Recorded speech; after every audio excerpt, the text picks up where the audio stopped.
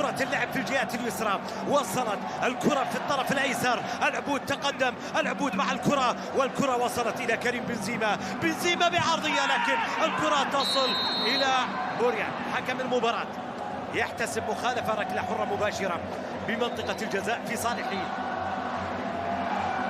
عناصر الرياض. هذه الكرة الاتحادية الماضية صالح الشهري ارتكب المخالفة في اللقطة الماضية. لوران بلان يحاول أن يرفع من معنويات لاعبينا في الأوقات المتبقية من المباراة. لوران بلان يحاول أن يرفع معنويات لاعبينا في الوقت الأخير من المباراة، يدرك بأنه أجرى كل التبديلات، عمل كل شيء في شوط المباراة الثاني. الآن لا يملك إلا أن يرفع معنويات لاعبينا. لا شك بأنه أيضا جمهور الاتحاد قد يطالب بنفس الشيء. عندنا أيضا عودة لتقنية الفيديو. إيفان حكم المباراة يعود لتقنية الفيديو، والجماهير الاتحادية تنتظر بفارغ الصبر قرار الفصل من حكم المباراة. ربما قرار بركلة جزاء يأتي في وقت مناسب جدا بالنسبة للاتحاديين للإبقاء على فارق الصدارة.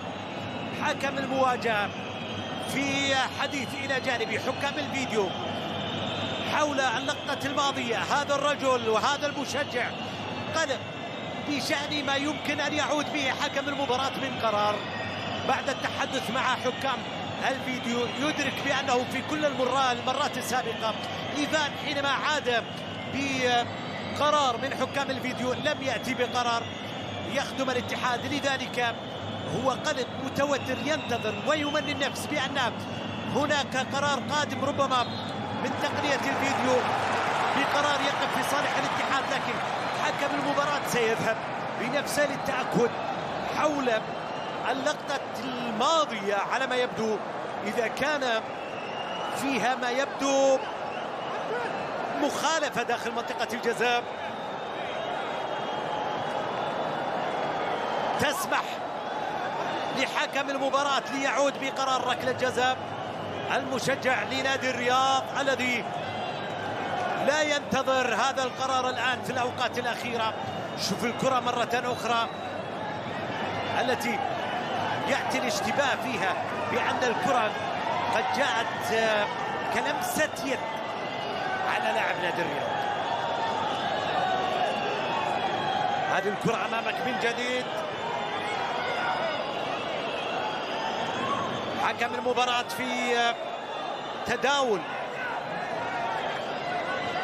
حول موضوع هذه اللقطة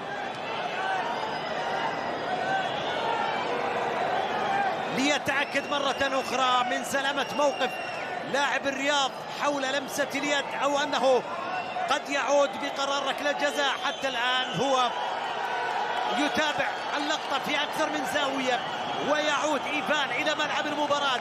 هل يحمل خبرا سعيدا للاتحاديين؟ نعم، يعود بخبر سار للاتحاديين. إيفان وصبر اللاموشي يشهد الأوقات الأخيرة الصعبة في المباراة على فريقه، وبطاقة صفراء تذهب لأحمد عسيري. إذا قرار بركلة جزاء بعد أن عاد حكم المباراة من تقنية الفيديو، عاد بركلة جزاء ويتحدث للخيبري بأنه هناك لمسة يد في اللقطة الماضية. الحكم هذه المرة يعود من تقنية الفيديو بقرار سار للاتحاديين. هذه الأوقات